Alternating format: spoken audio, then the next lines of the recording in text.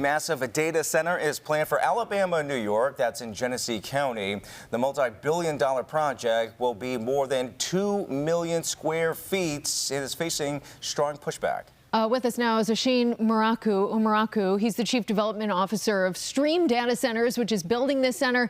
And we have Bradley Wells in the middle here, Stream Senior Project Development Manager. Gentlemen, thank you so much for joining us. I just want to start out with the importance of data centers. And this is something that has been talked about across this country, especially in the past years. We see more and more popping up. So I don't know who wants to take that question, but what is the importance of these data centers? Why are we seeing them more often? I think data centers are modern infrastructure. Like think of roads, bridges, and the economy and how it took a leap forward when all of the roads across the country were developed. Data centers are effectively the infrastructure that the modern economy is getting built on, and that's why you see it developing and you see it becoming a lot more popular. Now, you guys have a plan for a data center in Genesee County. What are you guys trying to accomplish, and when do you think that this would come online? Yeah, I'll take that. We see this as like really kind of the best overlap of economic opportunity, environmental stewardship.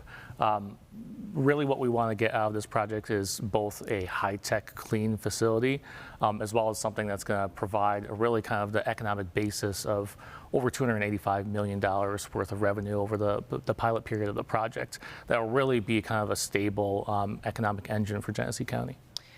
You mentioned environmental stewardship.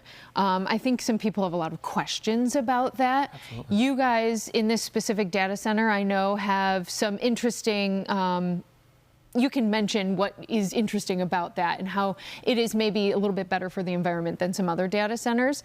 So I'll have you start with that, and then I'll ask some other questions that some residents may have. Yeah, certainly. I mean, the ones that we hear all the time, we've had multiple information sessions gathering information from the community, and really all that is, already imbued in the approach that we take to these projects as responsible developers for, Stream Data Centers. Noise is one of those that comes up often. This is one of the, quietest data centers that, we've built, similar to that of, in the next room, if you had like one of the high efficiency dishwashers, it'd be about 45 dB. Barely be able to hear that. That's actually our nighttime noise profile there. Water ends up being a really important one because there are facilities that do use a lot of water in their cooling process. We don't use water in our consumptive water in our cooling process. It's filled once and that's pretty much it.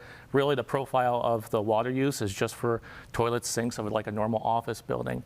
And one of the last ones just is our really compact, dense footprint that makes sure that we don't have any permanent impacts to the existing wetlands or other parts of the stamp site that could come from a facility that might take a couple hundred acres. Yeah. So are you taking any steps to try to mitigate the noise issue?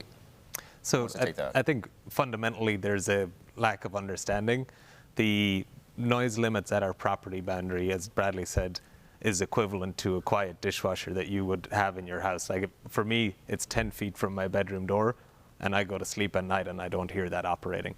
There are data centers out there where there have been noise complaints, so we're not dispelling the fact that there are myths out there and that there have been poor development.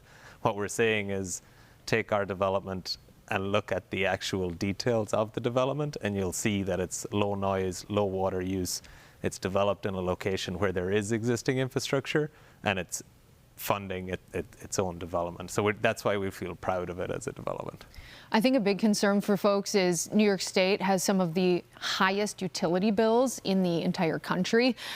We don't want to see our utility bills go up. This could be a massive strain on our grid system that already has an old system in place. How can you assure that utility bills in New York State won't go up because of that strain? So I think there's a recent study from Lawrence Berkeley Labs that I would just like to call out, where they have actually identified that states with lower load growth because of the aging infrastructure actually end up with higher energy rate increases.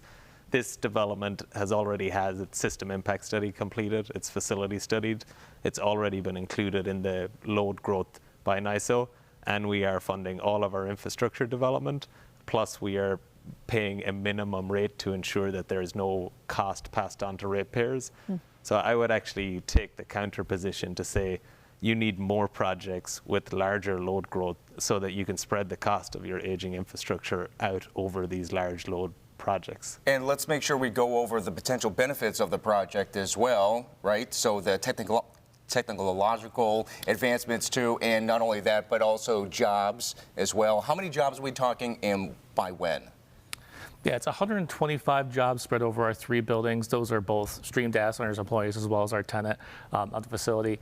That's the ones that we direct hires, and then there's additional 30 or 40 employee positions that are vendors related to, janitorial, security, landscape, and or other indirect jobs that come from just supporting, these are large infrastructure projects. So you have electrical and mechanical, and that's not even including the 1,000 to 1,200 jobs that would be generated during construction. Some other really points that we'd like to take out there. I mentioned the $285 million over the pilot period. That's about a $7 million per year pilot that supports both the county, town, and school district. That's, for the school district, that's a 7% increase in their revenue. And for the town, that essentially covers their annual budget just from one project. All right, gentlemen, thank you. Bradley Oseen, thank you so much for joining us. We appreciate it. Thank you for having us. Thank you very much for having us.